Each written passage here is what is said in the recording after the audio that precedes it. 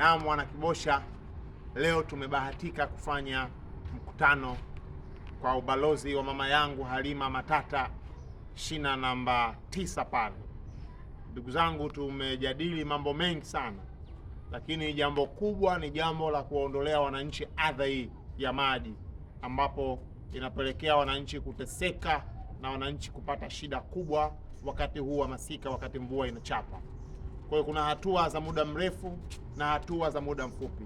Hatua za muda mfupi tumekusudia kuhakikisha eneo la Mwembeni pale kwa mama yangu balozi huyu Halima Matata, kuyaondoa yale maji kwa kuweka mtaro wa dharura haraka.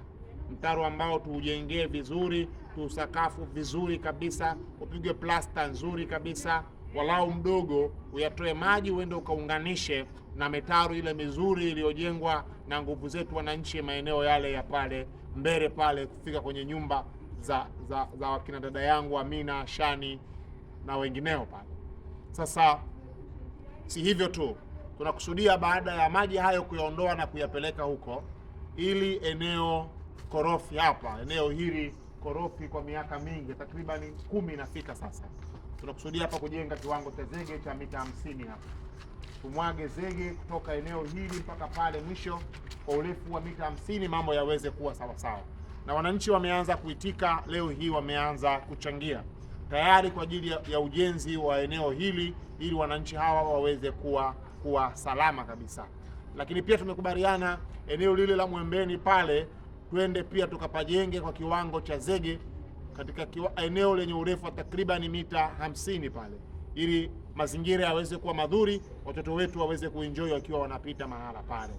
Tumekumbana pia na changamoto katika mkutano wetu huo kwamba ziko nyumba zimezingirwa na maji kwa sababu tu wako watu wamejenga nyumba bila kufuata utaratibu, kitu ambacho kimepelekea kuzuia njia za maji na maji kuvamia makazi ya wananchi. Tumeona wazee wakitaabika, wakiteseka kwa sababu ya hayo maji. Tumedhamiria kuwafuata waliojenga hizo kuta na kusababisha madhara makubwa kwa wananchi, kuzungumza nao na tushirikiane kwa pamoja, tuone namna ya kuyaondoa hayo maji kwa kuwa na mtaro ambapo maji yatakuwa yanaondoka kupitia ndani ya kuta zao, huku wananchi wetu wakiwaacha wakiwa salama na wao pia kuta zao zikiwa ziko salama. Kwa hiyo wana Kibosha, nichukue nafasi hii kuwaomba kwa dhati kabisa michango yenu, kujitoa kwenu kwa hali na mali. Tuendelee kuijenga Kibosha yetu, tuendelee kuifanya Kibosha kiwe ni kitovu cha maendeleo, pawe ni mahala pa mfano katika maendeleo. Tumedhamiria, tunafanya na tumeamua kweli kweli. Ndugu zangu, tunafahamu ya kwamba mafuriko yametamalaki mahala mbalimbali. Hatuna sababu ya kulia. Mvua hii imeletwa ni neema pia kwetu. Changamoto zinazotokana na mvua tukabiliane nazo, na best way kukabiliana nazo ni kuwa na mitaro inayostahili, ni kuwa na zege panapostahili zege. Kwa hiyo tumekubaliana mtaro kwa hatua ya awali ya kwanza ili kurescue situation, lakini zege kwa shughuli ya kudumu ambayo tutaifanya hapa. Tunaomba wananchi mjitoe kwa dhati tuweze kurekebisha mazingira yetu haya yaweze kuwa mazuri kabisa. Lakini pia tuwape salamu wana Kibosha. Tayari tumeanza kuwasemea vizuri kwenye ODC tulioifanya jana kwenye kikao cha baraza la maendeleo la kata cha jana. Tumeshauri na wajumbe wameunga mkono hoja ya kwamba halmashauri ya Bagamoyo itenge sasa sehemu ya fedha zake za ndani kwa ajili ya ukarabati, ujenzi wa barabara za mitaa yetu Bagamoyo. Walau hizo fedha za ndani ziwe distributed, zigawike katika kata mbalimbali, ili mradi barabara zetu za mitaa ziweze kujengwa kwa uhakika na si tu kutegemea na kusubiri TARURA peke yake. Ndugu zangu, hii nchi ni yetu. Kuipenda nchi sio sisi sote tuamue kupambana na wanasiasa. Kuipenda hii nchi ni kuamua kujitoa kwa dhati kurekebisha mazingira ambayo yako usoni mwetu. Tuna nyumba nzuri, tuna kuta nzuri, tuna mageti mazuri, magari mazuri, tunatembea katika mitaa yetu, mitaa iliyo mizuri, lakini mitaa imekuwa kero kwa sababu ya maji kukithiri.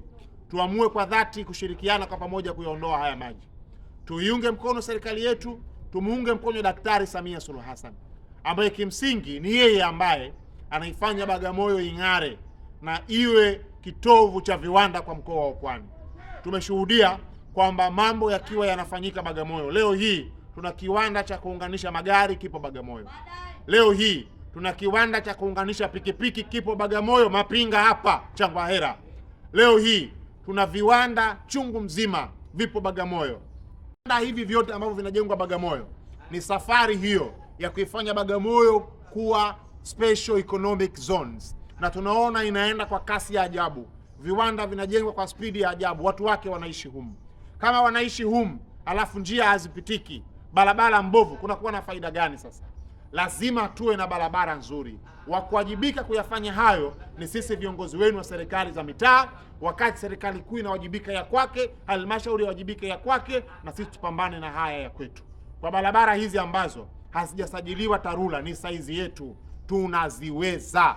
Sisi hapa tudhamirie kwa dhati kufanya miji yetu iwe na muonekano mzuri, iwe na barabara zilizo nzuri, iwe na mandhari yenye kupendeza. Watu wajitoe kwa dhati kama ambavyo leo tumeonyesha kwa dhati kabisa kujitoa. Tujiendeleze hivyo kujitoa kwa dhati kabisa, na Mungu atatubariki. Ataifanya Kiboshe iwe ni Kiboshe aina yake. Asanteni, ni matumaini yangu kuwa mtaunga mkono ukweli wa kuunga mkono. Asanteni na washukuru sana. Asanteni.